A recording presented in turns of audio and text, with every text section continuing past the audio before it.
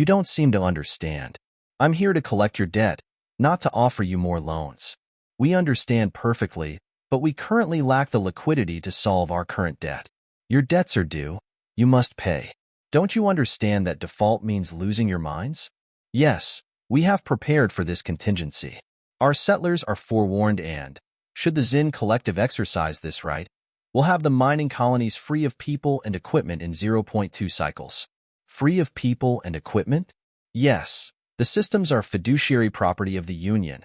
The gear and obviously the people using it are most certainly not. You can't do this. It would take us over 5 cycles and at least several quadrillion credits in investment to restart the operations. That's why our humble proposal for a loan of measly 800 trillion credits is a bargain. Ms. Treasury Secretary, you can't refuse to pay your bills and then tell me to give you more money. That's not how the galaxy works. Mr. Ambassador, please. I would never refuse to repay the generous kindness your people has offered us during our early expansion into the stars. The word of a human is the most secure asset in the observable universe.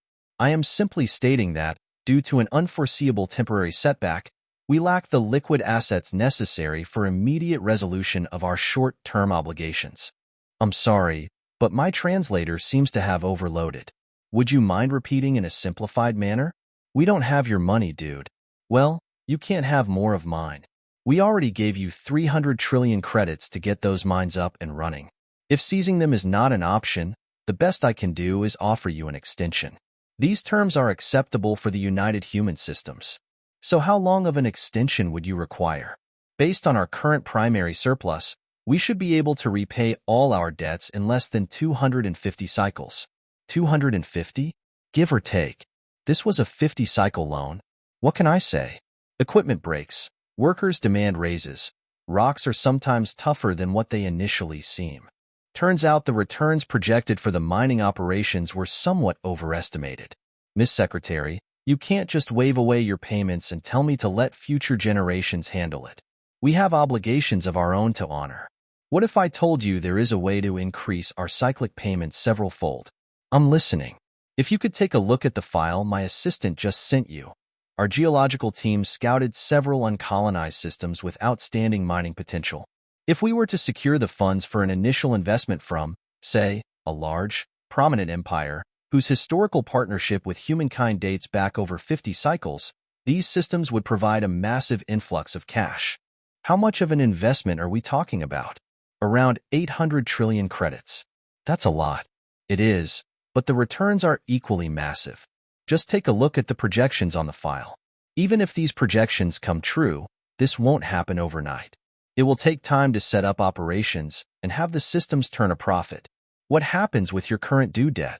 With an influx of 800 trillion credits, we would be more than capable of paying off any standing debt and, of course, we would reserve part of this money for increased cyclic payments. But wouldn't you be paying us with our own money? You might think so, but right now, how does our debt register in your accounting? Since it's overdue, it counts as a loss. And a new loan? Being due on a future date, it would count as an asset, an expected future earning. So if we took out a loan and simultaneously pay off the old one, the loss would be marked off and a new asset would be created, making us richer than we were before. Seems about right. In fact, with the new mines as collateral, they'd technically be our property, and as they start operations, they'll appreciate in value, making us even richer. Wow, I hadn't even thought of that. Have you ever considered a career in finance, Ambassador? Not until now, no. But looking back, I remember my siblings always telling me to do their math homework. I can see why. Back at the embassy, after a very productive meeting, the Zen official opens a secure channel to the homeworld. Thank you for joining us, Ambassador. My pleasure, First Citizen. Admiral, report. Ammo and supplies at full capacity, troops in position. We are ready to commence the Terran invasion. Good. Ambassador, have you managed to secure the funds to sustain the campaign? Even better,